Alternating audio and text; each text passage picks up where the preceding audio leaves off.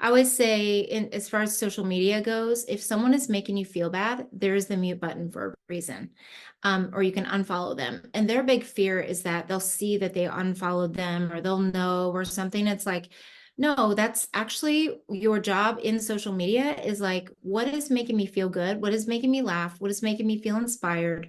What is positive and uplifting? If it's, body things, like if you're seeing a bunch of models and you think your body has to look a certain way, find the people that are body positivity people, or just unfollow those accounts altogether and don't click on them. And it's educating them too about the algorithm, how if you click on something consistently, you're going to see more of that.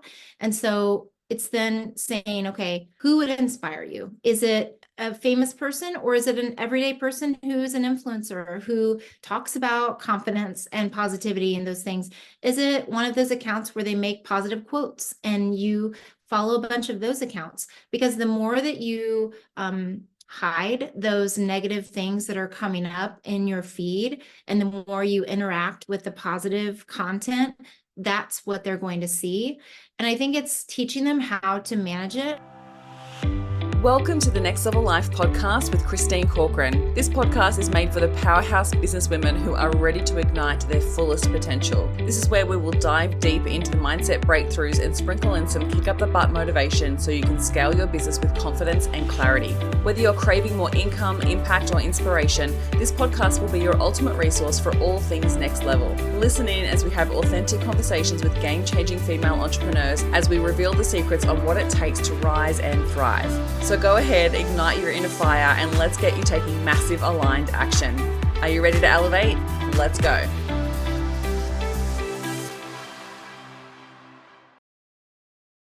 Welcome back to the Next Level Life podcast. I have a really special episode for you today. If you are a mum and you are raising a girl, I wanted to do an episode on how to raise confident girls. After meeting this beautiful lady, Melissa Jones, at a recent event that I went to, we spoke all about the not-for-profit she is building called Girls Positivity Club. And she is on a mission to help girls learn positive daily habits to control their inner world and show up more confidently in the world more than ever. As a global teacher, international speaker, and former teacher of 25 years, Melissa has motivated thousands of girls and families around the world, providing them with the tools they need to cultivate connection and confidence. Throughout her career, she's worked to create a positive, safe, and empowering environment in the classroom that something was missing for girls. This led her to create the Girls Positivity Club, where girls can connect, feel like they belong, and take control of their lives to feel more confident every day. The club provides a safe place for girls to manage their inner voice and boost their self-confidence. Melissa's impactful work has been featured on NBC, CBC, ABC, and Women's Day, and so many more. And our conversation today covers the specific tools to start developing more confidence for your daughter, how to navigate social media, how to have impactful conversations that change the way that they see themselves, how to be a great parent that develops and cultivates confidence without helicopter parenting, and the things that you need to know as a parent supporting a girl to grow up in the world that we live in today. Let me introduce you to the beautiful Melissa Jones from Girls Positivity Club. Welcome to the Next Level Life podcast. I have a special guest with me today, and we're going to be talking all about raising confident girls. When I met Melissa at the dinner series actually it was Arizona, wasn't it? But we've been a part of a mastermind previously to that. And so getting to see your evolution of building a not-for-profit has been so inspiring. And I asked Melissa to come on the podcast to talk to us all about the Girl Positivity Club and raising confident girls. So thank you so much for being here with me today. Thank you so much for having me. I love this conversation. And I'm so happy to get to know your audience and help them raise those confident girls. It's honestly like as I was speaking to you back in February, like this conversation around making sure that we're raising confident girls, because I know that a lot of my listeners have children and have girls. And with all the work that I do with my beautiful women in business, there is so much conditioning that comes along with being female and the way that we're raised. And so I want to talk to you about this. But before we dive into all of that, I'd love for you to share, where did the Girl Positivity Club come from, and tell us a little bit about it so we can understand what you're creating here. Yeah, thank you so much. So it really started from my own struggles growing up. That's really the core of where it started. And I, came from a very loving family, divorced family, but very healthy divorce. My parents always got along well. They didn't badmouth each other. They just figured it out really early. And so I was raised by my stepdad and my mom, and then I saw my dad consistently on weekends. And so I felt very secure there. And up until I was 8 years old, I felt very secure at school as well. I had lots of friends. I had friends in my neighborhood, but my parents didn't really love the way that the neighborhood was turning. There were some people moving in that they weren't quite sure about. They just felt like they were a little off. So we moved to a suburb across town. And from that moment, everything changed for me. I just felt like I did not fit in the new neighborhood, in the new school. There wasn't really back then a way to integrate you into the school besides first day of school, you're the new kid. And for whatever reason, yeah, things just felt off when I moved there. Still felt super loved at home. My parents did a great job in that way, but I really just didn't feel like I had a voice, felt invisible, felt like unless you were the popular girl, you weren't really paid attention to at this school. I did have a small group of friends who were very kind and I liked, but I spent a lot of my time, as women do, I'm sure your audience can relate, comparing myself to other girls, wondering why I wasn't accepted. And it created this internal chaos in my mind. And it developed these, now we call them limiting beliefs, but I didn't really know what it was back then. And my mom didn't really know how to support me besides to listen to me, which was still so crucial. But even when she listened to me, she also struggled with her own self-esteem. And she didn't really know how to support me. She didn't know what to say besides, I love you, I believe in you, don't listen, the things that we all say to our girls. And those are so good things to say, but she didn't really have the tools herself to help support me. And so fast forward, I just continued kind of to struggle all through school until I got to this place in high school. And I remember we had visited our relatives, and I have these cousins that I really looked up to. And they were very kind to me, but also very beautiful and seemed to have a perfect life. And I had gotten so good at these bad habits that I decided one day, I'll never be as pretty, popular, successful as my cousins. So why do I even exist? And I remember going into my mom and dad's bedroom, and my dad had a gun for protection. And for whatever reason that day, I opened his nightstand, picked it up, and I was holding the gun in my hand, wondering if it would matter if I existed. And my mom had this intuition, and she walked in on me and she saved my life. And I didn't, I was sitting there with it. I didn't know what I was going to do, but I just remember thinking, does it even matter if I exist? Would anyone care if I wasn't around besides my parents? She walked in, realized how dark I had gotten inside. Like, I didn't really express that. Like, on the outside, yes, I cried, or I expressed to her how I felt, but she didn't realize how bad it had gotten for me internally. I just felt this constant chaos and didn't know how to believe in myself. And so she got me into therapy, and I bounced kind of from therapist to therapist until I found this woman. I wish I could remember her name because I'd love to reach out to her and thank her. And she was a warm adult to me that was not my parent figure. And she gave me the support I needed. She really felt like a coach. If, and today we can think about coaches. And she changed my life. Like, she really let me see that I could do things. I could live a happy life and not spend most of my time comparing myself to other girls, other women as I was getting older. And some of that stuck with me. And then I got into my 20s and 30s, and it kind of started waning a little bit. I still felt those same things, the imposter syndrome, everything else. But along the way, I decided, how could I impact people? And because my school experience wasn't positive, how could I create that impact? So I decided to become a teacher. So I went to university, became a teacher, and I was like, I'm always going to make sure my students feel like they belong. I'm always going to feed into them, build those relationships with them, make them just feel really seen and valued the way I didn't in school. And so for 23 years, I did that, and I'm very proud of my career in teaching. But in 2018, my dad got really sick unexpectedly. He ended up having a brain tumor that we didn't know about. And this was the dad who raised me with my mom. And I remember sitting in his hospice room one night, and I thought, I want to do something bigger with my life. Like, I know I'm making good impact in the classroom, but I really want to do something to help girls. And so that motivated me to want to create something. And so for whatever reason, I felt this calling on my heart, this intuition, this whisper, whatever you want to call it. that I could do something bigger for girls. And I started getting the idea. And I started in my fourth grade classroom. I was teaching grade 4 at the time. And I asked the girls if they wanted to meet at lunch, and I could teach them different things about friendship, confidence, believing in themselves, and do fun activities. Because I was part of this women's group I had found while my dad was sick, and I was really healing myself. And by accident, I was gaining confidence and learning personal development. I didn't even know. So I was like, wait a minute, I think I could teach this to the girls. So then, yeah, I tried it out with my girls. They loved it. And then it grew to an after school club, then to several schools. Then COVID happened. I did it virtually. And now I have 11 clubs worldwide, most in North America and one in Africa. And yeah, my mission is to help raise a generation of confident girls, teach them those personal development skills in a positive community where they feel like they belong and they're seen. And my deep why is a combination of all of those things.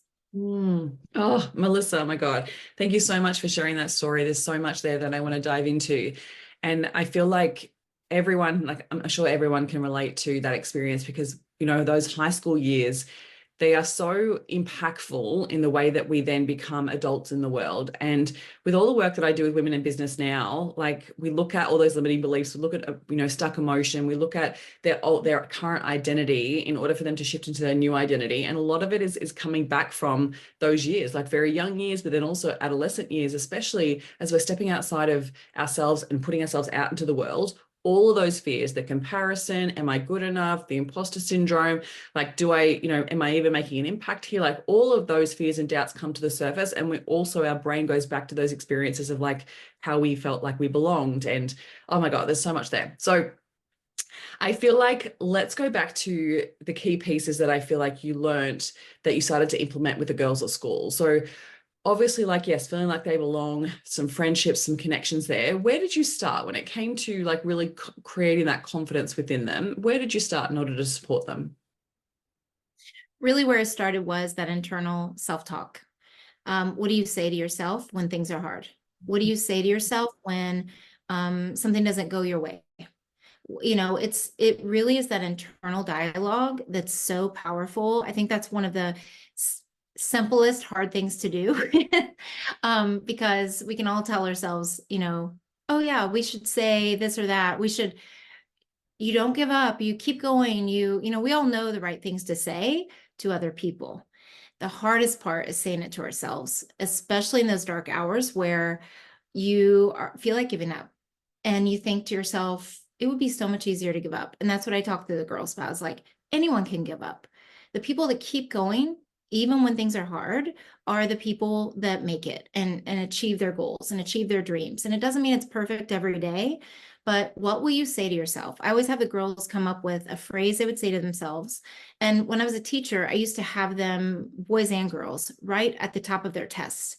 What is the encouraging phrase that you need to tell yourself when you get to a problem you don't know? Because the point of tests isn't for you to know every single thing and for it to be so easy. Yes, of course, I want you to feel confident when you're taking it.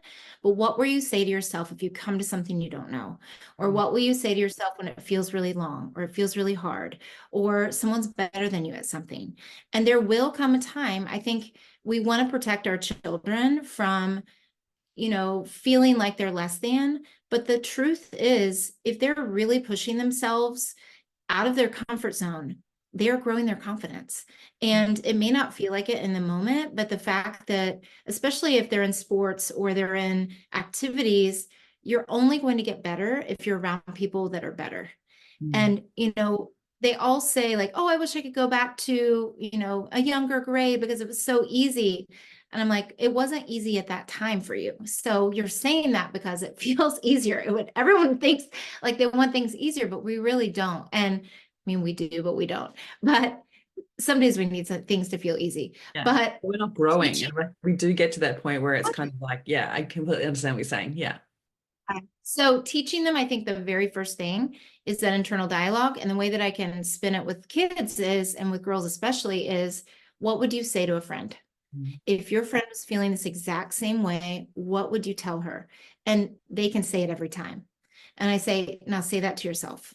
That is what you need to say to yourself when you're in that moment, when you're feeling that comparison. and feel the feelings. We always say it's never about avoiding feelings, never about only positive vibes only. Like you can never have any other feeling. It's about recognizing how you feel and not sitting in it for so long that it puts you into that paralysis of not being able to move forward. And yeah, so I would say that the self-talk is one of the most crucial pieces because that's where that inner chaos can live and it can be masked because a lot of girls can hide it really well. Even girls that feel like they're confident can be placed in a situation where they're going to be up leveled at some point where they feel discomfort, whether it's academics, whether it's sports, whether it's arts, whatever it is. Friendship, whether it's getting a job, like Friendships, all the things. media, Yeah. yeah. Yeah.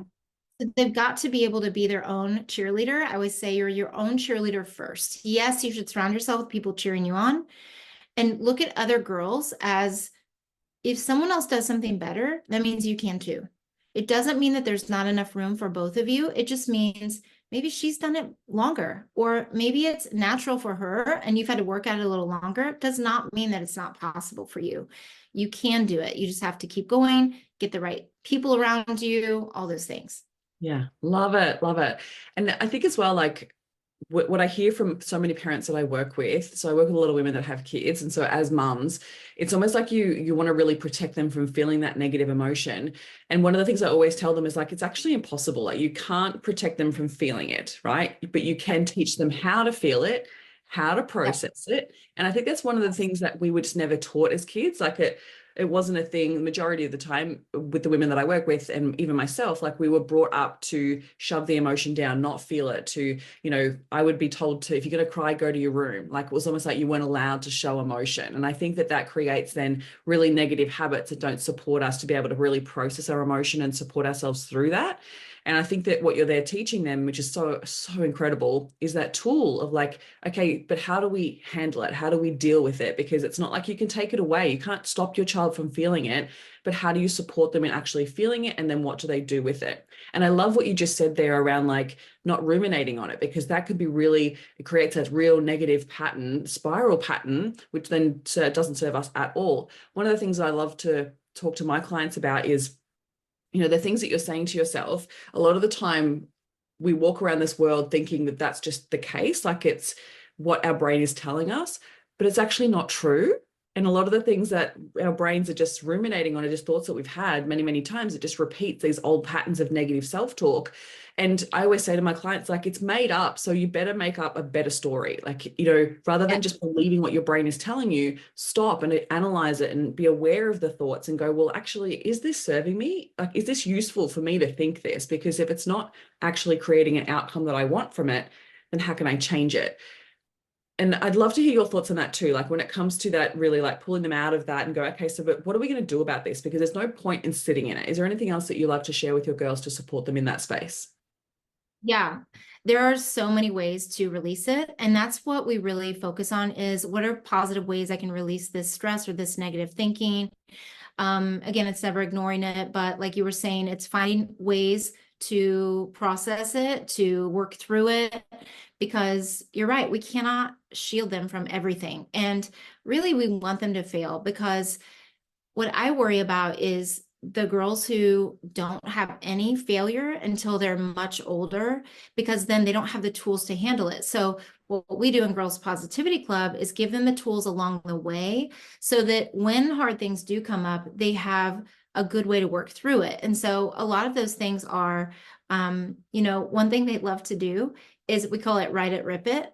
They if they're ruminating on something and they're just like they've done other things and they cannot, they've done their breathing, they've done their positive talk, they've gone for a walk, they've, done all the things that they normally would do, they've drawn, they've, whatever.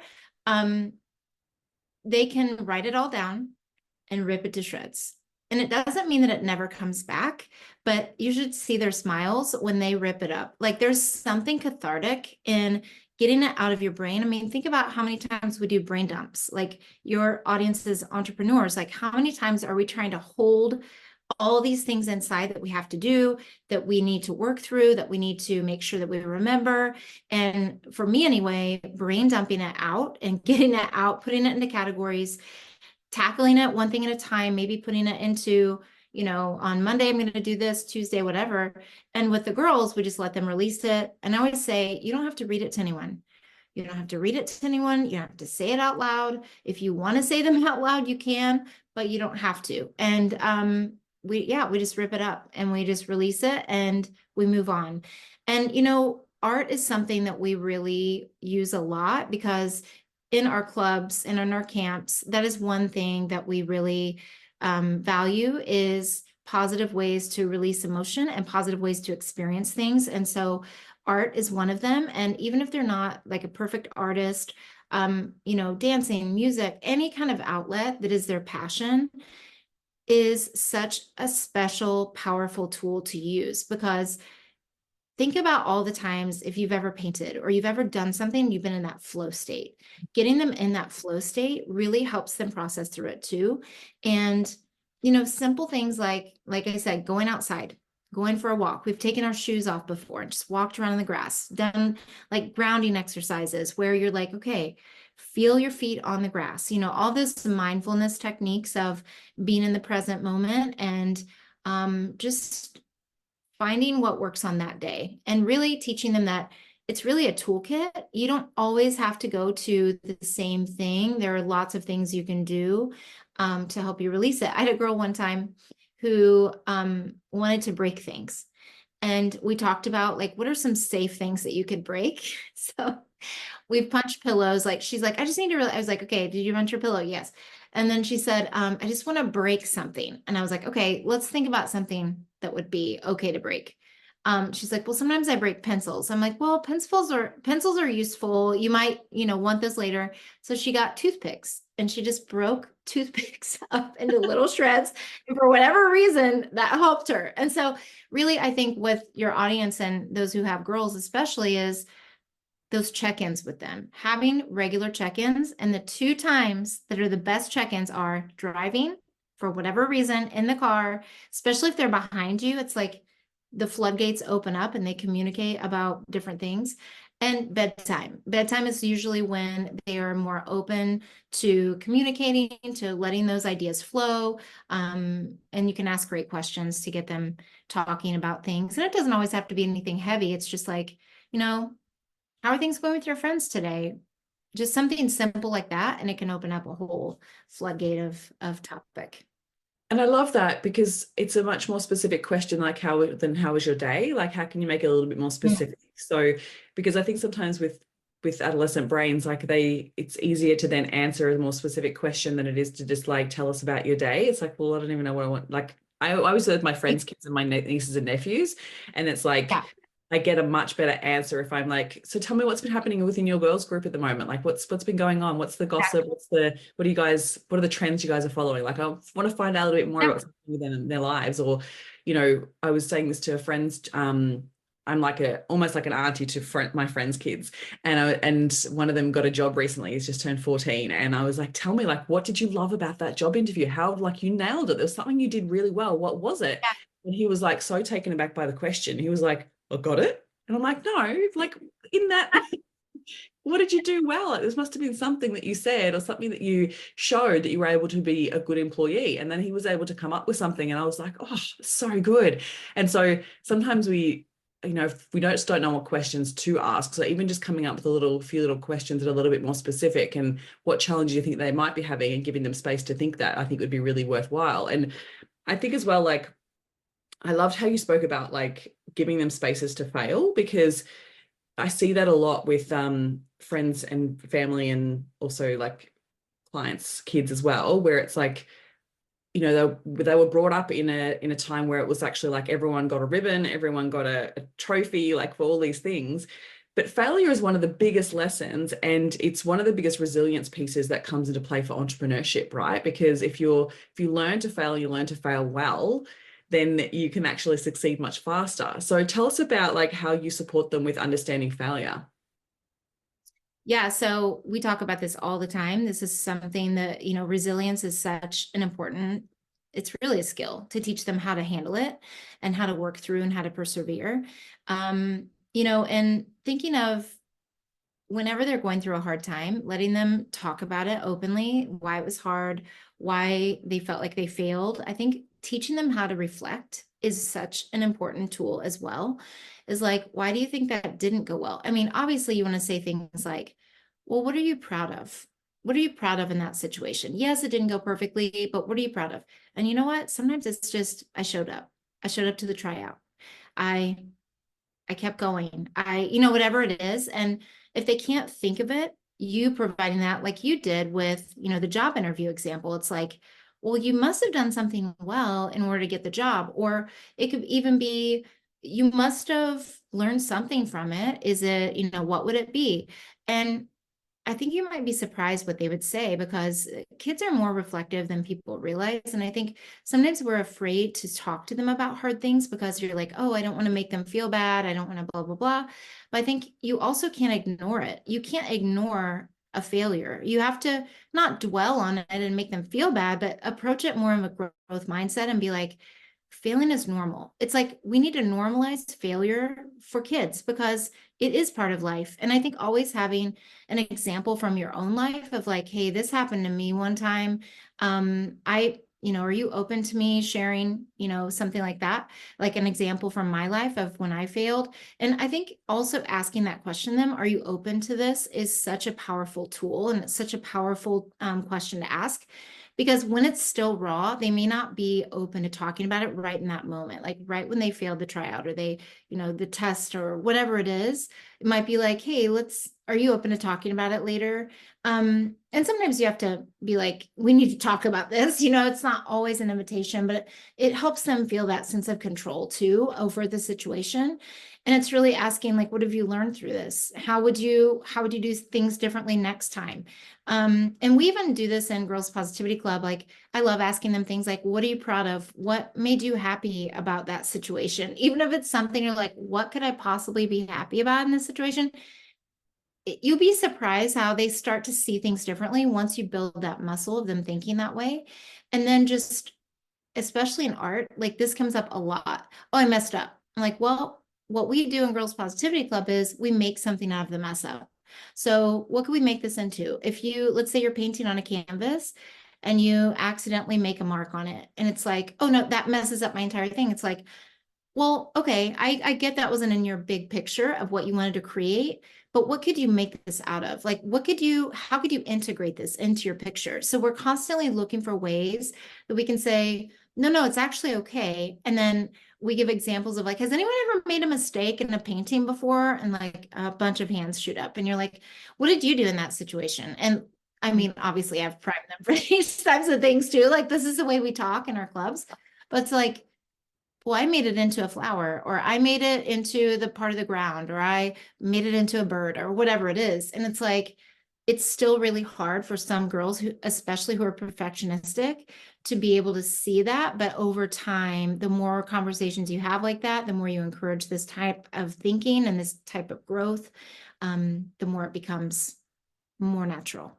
So good. Oh my God, this is so good. It's so impactful because I can just see how you're breaking these patterns as well. Like, they most likely, if they're perfectionists, they most likely have taken that on board from a family member, like from either a sibling or a parent they've learnt that behavior from, right? But if you're interrupting it in such early stages, you're giving them other ways to actually process different opportunities or to create a different scenario. The brain's like, oh, but we can also have this one too. Oh, this is so good, Melissa. So good to hear. So I'd love to talk to you about confidence as well, because when it comes to working with adolescents, I'm sure you're obviously dealing with the monster of social media as well. And there is this element of like perfectionism or everything looking perfect. And I think that that also creates that position where we judge ourselves and we think everything has to be perfect. So but confidence is one of those things that it doesn't come naturally to people. Like confidence is something that comes after the fact, after taking the action. But I think social media just paints such a different picture. It's almost like it makes it look too perfect, or they already are confident. And so I can imagine you seeing this a lot with your girls that you support. How do you support them in understanding confidence and social media and navigating all of that? Yeah. It's having conversations about it, and it's regular conversation. So I always say, as far as social media goes, if someone is making you feel bad, there's the mute button for a reason. Or you can unfollow them. And their big fear is that they'll see that they unfollowed them, or they'll know or something. It's like, no, that's actually your job in social media, is like, what is making me feel good? What is making me laugh? What is making me feel inspired? What is positive and uplifting? If it's, body things, like if you're seeing a bunch of models and you think your body has to look a certain way, find the people that are body positivity people, or just unfollow those accounts altogether and don't click on them. And it's educating them too about the algorithm, how if you click on something consistently, you're going to see more of that. And so it's then saying, okay, who would inspire you? Is it a famous person, or is it an everyday person who's an influencer who talks about confidence and positivity and those things? Is it one of those accounts where they make positive quotes and you follow a bunch of those accounts? Because the more that you hide those negative things that are coming up in your feed, and the more you interact with the positive content, that's what they're going to see.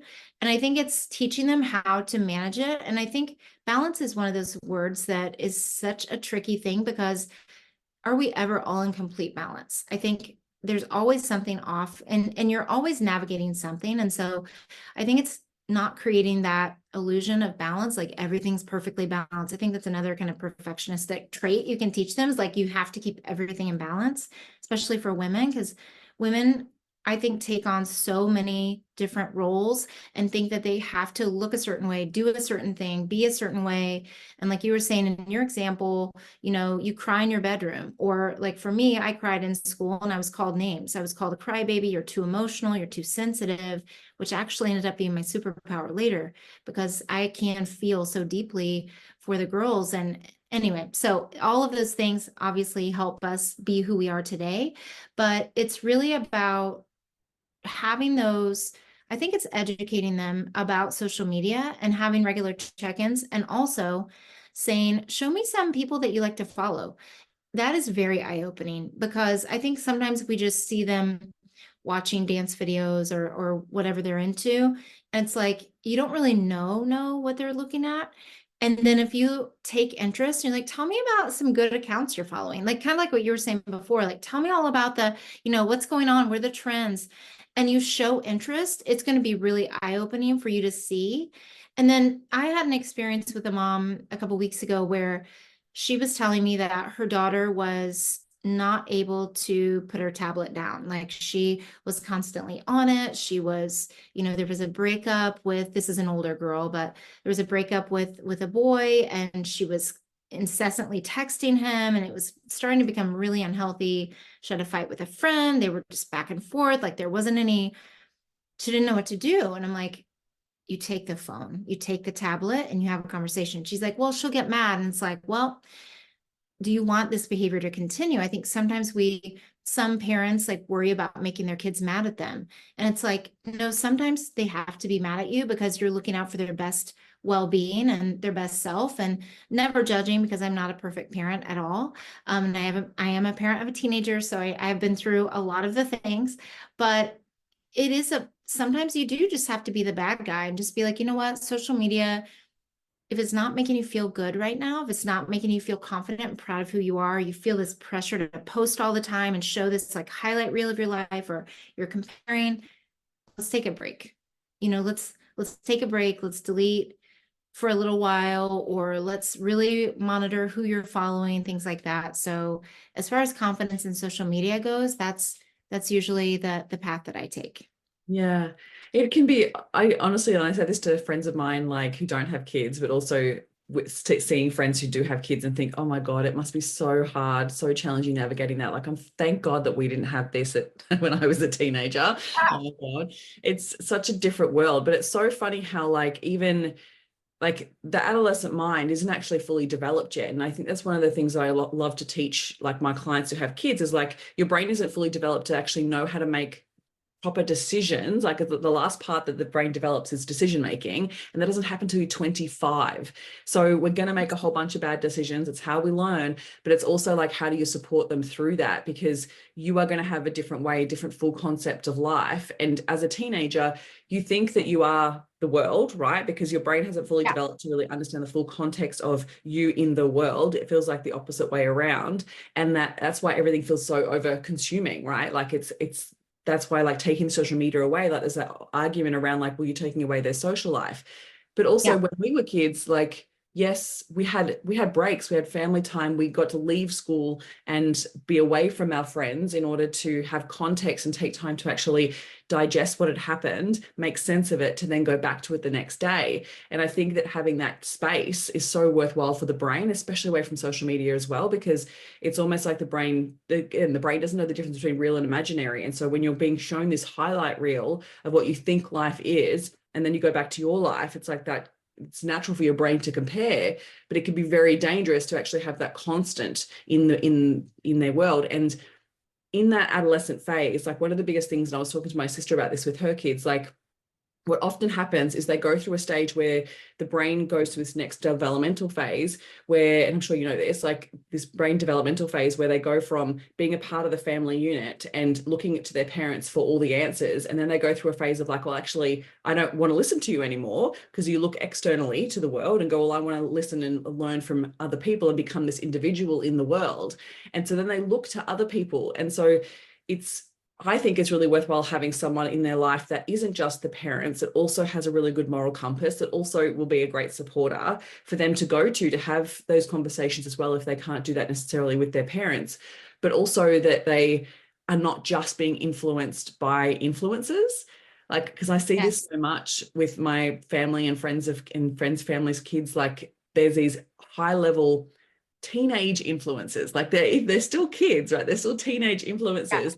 And there's only so much that you know about and what they're posting and how they're actually making money. It's really, really dangerous, like toxic in a way. And so it's like, well, how do you support them through that? Like, do you teach them like it's not just about what you're seeing online, and like, how do they develop their confidence when they're in that state of comparison all the time? Yeah, I think that's exactly it. It's having conversations about it. And you don't know what's going on in someone's life and the way that they perceive themselves on social media. I mean, people are putting their best foot forward and showing them that, I could give examples of people I know personally who I know for sure that there's more going on than what social media is showing. And yeah, it's having those conversations. I think also, like you were saying, it's it's having someone else say it, because we can say all the right things and we still should, but they hear other people so much louder at this adolescent age. And that's hurtful as a parent, because you were part of their, like you were describing, you were part of their, Family you unit. were their role model, and you were the center of everything. And once they get into that upper elementary, going into that preteen age and that teenage, it's like they start to become more independent and start noticing that they want influence from their peers, which is why it's so important that they have a good friend group around them, and that they have mentors who are pouring positive messages into them as well. And that could be a coach. It could be, that's why we have our clubs, because women lead these clubs and these are positive role models. And I know for a fact that my leaders tell me, and I still run one club so that I stay in touch with the girls and do camps too, is I can say the same thing that their parents do, but it's both of us saying it, and they will hear it differently from me or one of my leaders or another girl in the group. I had a 6-year-old. Like, this can start, people think, oh, you must work with teens. Oh yeah, you must really support teens. My age is usually starts at 6, because they're like, oh, you can do that young. And it's like, you can. I had a girl at our camp 2 weeks ago who we were having a conversation about bravery. And I said, does bravery always mean things like saving lives? And, I gave examples and they're like, no. And I was like, well, has anyone ever experienced bravery in a different way? And this 6-year-old said, one time I went to a park and I really wanted to make a friend. And I stood there for a minute because I didn't know anyone. I knew I didn't. This is a 6-year-old. And she said, So I just had to have the courage to tell myself, I'm going to just say, hi, my name's, tell her the name and then say, do you want to play? Or do you want to be friends? And the risk that that takes, even at 6 years old, because you can get rejected, be like, no, I have these other people to play with. It's such a crazy, cool experience to have when you're able to host those kinds of conversations. And then once one person is vulnerable and says that, then other people, oh yeah, that's happened to me too. When I did this, I was really scared. I had this girl, same camp, older, she's 11, and she said, yeah, I'm training for American Ninja Warrior. So she does the Ninja Warrior things, all these like obstacle courses and everything, which is super hard to do. And she was like, yeah, there's this one obstacle and I kept slipping and I started to lose my confidence. And I was like, I'm too scared to do this. And so then she talked about how she knew that if she stopped, she'd never get it. And so she just kept trying. And yeah, so having those Yeah. conversations with other girls and hosting those spaces, like what you do with your women, it's like holding those safe spaces where they can have those conversations. That's why it's so important that parents have them in those positive communities and with those positive adults, whether it's, in a group like Girls Positivity Club, or it's a sport, or it's, how many times have we heard of people who have been around negative coaches who have had negative impact, who just yell at the kids all the time, tear them down, tell them that it's tough love and this is the way you have to do it. And then the ones that are uplifting and encouraging. And those are always the ones that make the difference. Yeah. So it's surrounding them as much as you can with those people.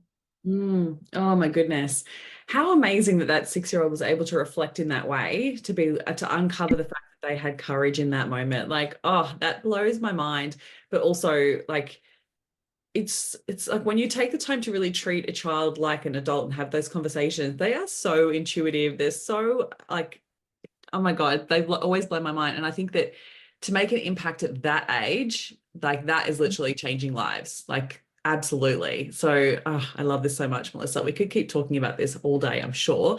Uh, I know we've talked about a few different core things, like taking time to make sure you're having those check-ins, having those conversations, creating new role models, the self-chatter, like all of those types of things. Is there anything we haven't touched on just yet that you'd love to speak on when it comes to raising confident girls?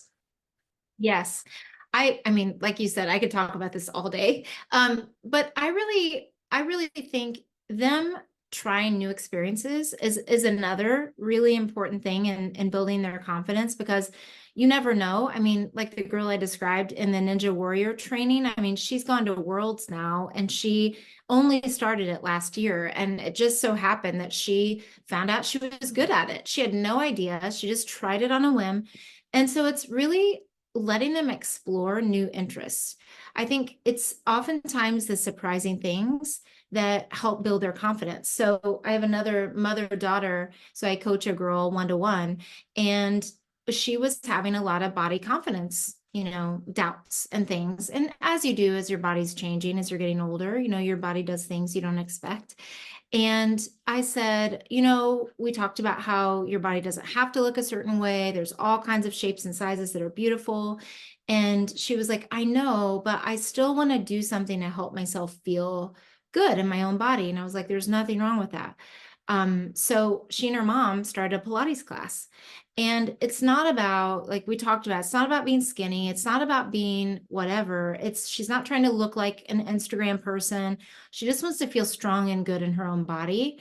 And so even she and her mom, it's such a bonding experience. They just go 3 times a week. It's not a big, huge deal, or they go for a walk, but she's like, that's actually helping build my confidence, even in my body.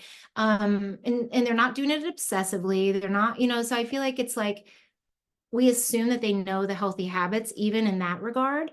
And I think it's also saying and showing them that, beauty comes in all shapes and sizes. Same thing with school. Not everybody is naturally great at every single thing at school. And even if you do have a strength in school, it doesn't mean if something gets hard that you're all of a sudden not good at it. I had countless conversations with kids, like, especially as I taught advanced classes, it's like, well, I'm not good at math anymore. I was like, no, you are good at math. Have you ever done this before? And they're like, no. I'm like, do you think the very first time you do something, you're supposed to be perfect at it? So having those conversations, like, well, no. And it's like, you will get there. You're at the beginning stage. So it's reminding them of that mindset shift too, of like, have you ever done this before? Oh, I've done it twice. Okay. Think about someone who's done something twice. I mean, you need more than twice. So give yourself a chance. And that just, I could see the light bulbs go off like, oh, like give yourself a chance. Like let your brain catch up with it. Like it's okay. And then I think encouraging leadership is so powerful. And it's something simple, especially with kids, even a 6-year-old, teaching a younger child how to do something, or even a 12-year-old, doesn't matter the age. When you teach someone how to do something, even if it's at the park and they see someone struggling, you're like, hey, do you want help? I can show you how to do that. It's them encouraging them to take that initiative to help others and feel that sense of pride that comes from helping someone else, mentoring someone else. I had some girls who volunteered at one of my camps, and they're like that 11-year-old age, 11, 12. And the parents just raved about how much they gained from it, how at night when they went to their own activities, their coaches commented that they're standing taller, holding themselves differently. And all we did was they just participated. They helped the girls. And so I think there's a lot of power in having them in those leadership roles, even if it's something small, like helping a neighbor. And even it doesn't have to be a child they're helping. It could be an elderly person, or it could be holding doors open for people. It's just these small acts of initiative and leadership that can build their confidence. And one of my favorite things that the girls say is, like, when we do a new project, like, I can't believe I just did that.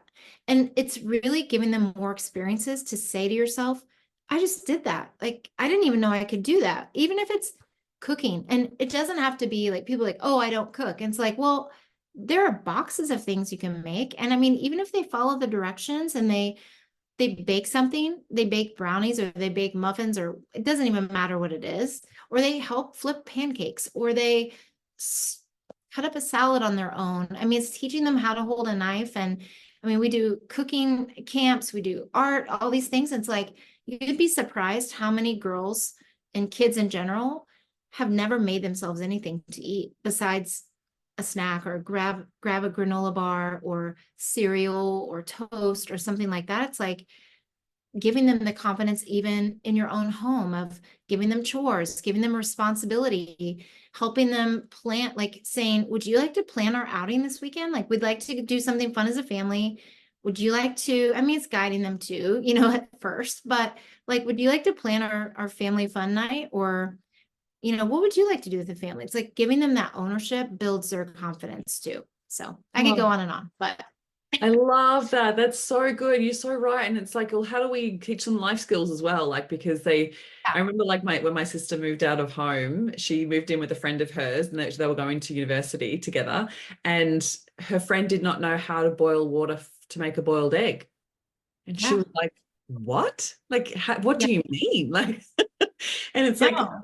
how is that even a thing? And I think I love that you're also like explaining that for parents that maybe don't even have the skill, like it's still okay for them to learn and see you learn, right? And so allowing yourself to put yourself in that beginner shoes as well, because you're right, like you're not confident right from the get-go. It's something that you have to practice, and you can't expect yourself to be perfect at something right from the first time you try something. And those new experiences make all the difference. So thank you so much for sharing all of those. It's some really awesome takeaways for my listeners to be able to take back to their families and start to build that confidence within their girls. It's just honestly so worthwhile hearing. So I really appreciate it. Can you share with us a little bit about where to find Girls Positivity Club and what we can do and how can we be a part of it? Yeah, I would love for your audience, if they're interested in listening to my podcast, it's called Raising Confident Girls. So if you are a parent of a girl, or have girls in your life, I mean, I have, aunties that listen, I have grandmothers who listen, and women who just want to be a positive role model for girls. I would love that. So it's Raising Confident Girls, anywhere you listen to podcasts, and girlspositivityclub.org, and Girls Positivity Club on social media. It's all positive content. So yeah, I would love for them to be part of the community. Amazing. I'll make sure that I put all the show notes with all the links so that to make it super easy for people to come and find you and check everything out about the impact that you're making with girls. So thank you so much for joining me today, Melissa. It's been such a joy chatting with you. Thank you so much. I've loved being here. Thank you for listening. And if you've found any value out of this episode, make sure you hit the follow button so you get access to the episodes as soon as they are live. And make sure you come hang out with me on Instagram. You can find me at ChristineCorcoran_coach. Have an incredible week.